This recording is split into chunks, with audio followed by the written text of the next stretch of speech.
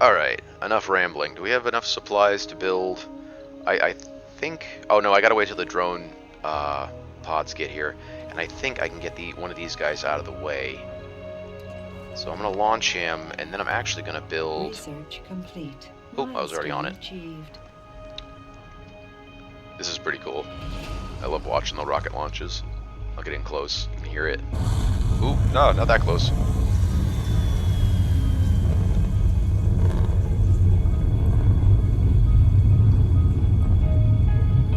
Do love that.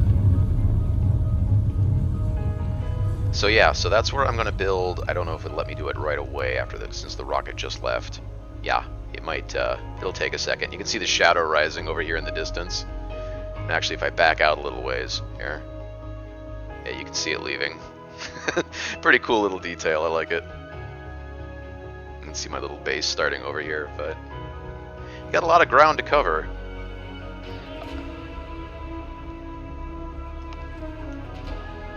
Alright, so, let's get back to building me a landing pad. I'm pretty sure he's out of range now. So, can we not hit the rock? I can take out the rock, right? I think they'll remove that on their own. How much fuel is this guy carrying? Oh, he's ready to go too, alright. And, I'm gonna build...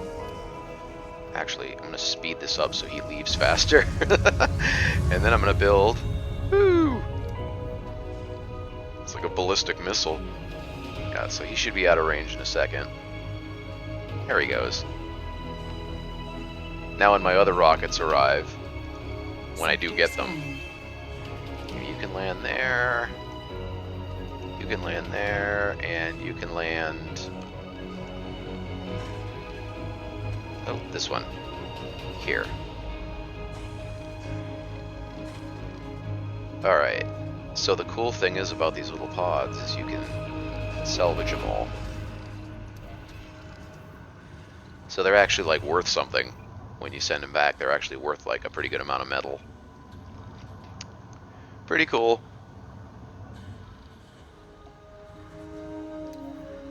Alright, so that should mean I have a drone hub. So as long as I... Okay, so... There's the first one right there, and you can kind of see the ring.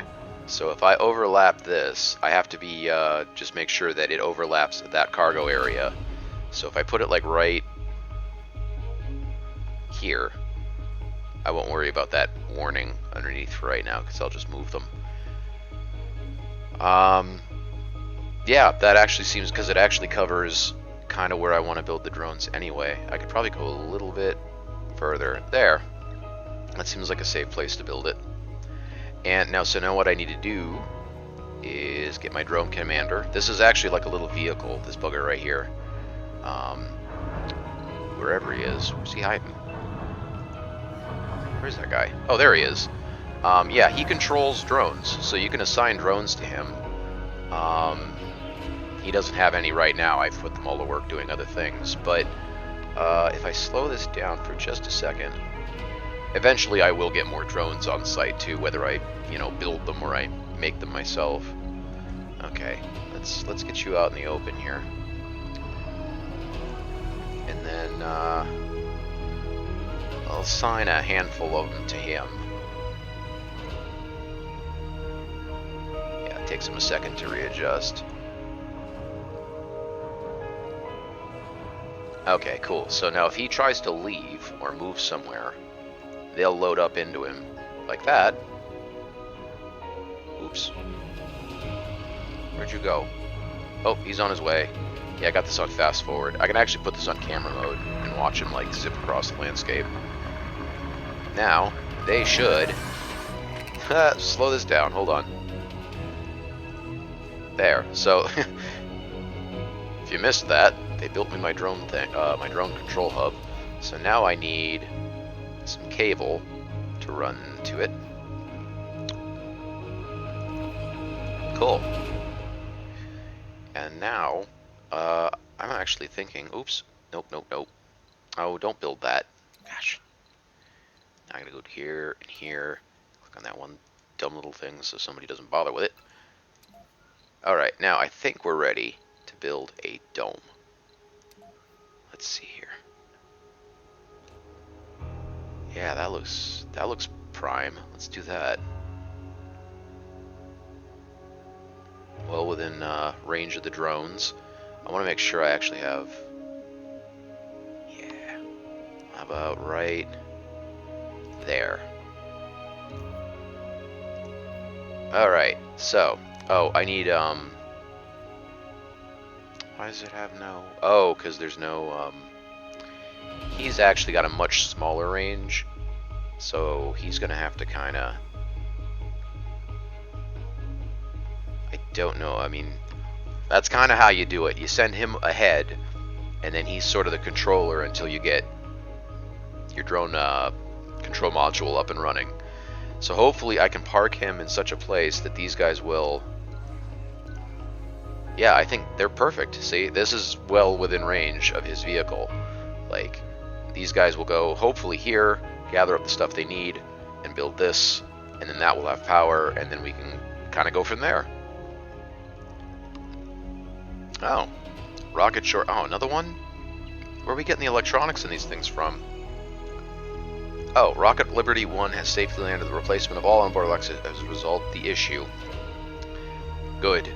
In fact, we learned a lot about our rockets during the repairs, and full review of the design has found several possible improvements to future designs that can reduce our production costs. Rocket cost decreased by 25%. Well, that's cool. I'm really liking this little colony simulator so far. I haven't got any humans on here, but right now it's just kind of drone management, fixing and building everything. Which, if we could ever do it in the future, is a pretty ingenious way of doing things. You know, you send a bunch of robots to build everything for the humans first. You know, build them a base of operations so they can survive, and then they can, you know, take on the more complex tasks. You know, of living and producing any kind of resources or whatever they might need. You know, the drones can't produce. And in general, just expanding humanity's footprint, because, you know, as much as we may try, I don't know how successful we'll be, but as much as we try to, you know, preserve our the amount of time we can live on this planet, and that it can support us, you know, it's pretty debatable. A lot of people debate about that kind of thing as to how many years we've got on the Earth before it starts to become kind of uninhabitable, or just, you know, very inconvenient to live on, because eventually there's going to be just, you know, no matter what we do, there's just going to be so many people. We have to go somewhere. So, yeah, I mean, travel into the future, a few dozen, you know, a couple of decades or whatever, and this all could be a semi-reality. Because in order for humanity to survive for any length of time, it's either going to be incredibly difficult for us to do that, living on one planet trying to support everybody without everybody, you know, trying to cut each other's heads off, or we can expand to other places. So, I don't know if Mars is the best idea. Maybe, you know, try like making people live on the moon for a little bit. Let's see how that goes. You know, it's much closer. And if anything goes wrong, they're a couple of days away rather than, you know, months.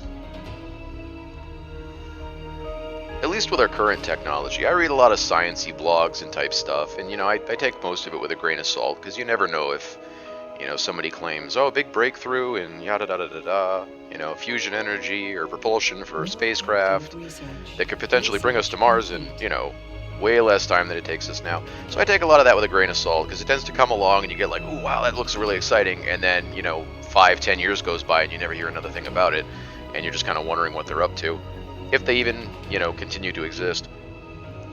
But they're always talking about, you know, different types of propulsion that they've come up with, or ideas that they have that, you know, it is technically feasible to send people to Mars and potentially produce fuel there, and, you know, we would set up basically a back and forth supply train, if you will. You know, the rockets would fly there, supplied mostly by Earth, or anything, maybe the moon, you know, if we can produce fuel there or whatever, or however we figure it out. And then they get here, and then they refuel again, they turn around and they fly back.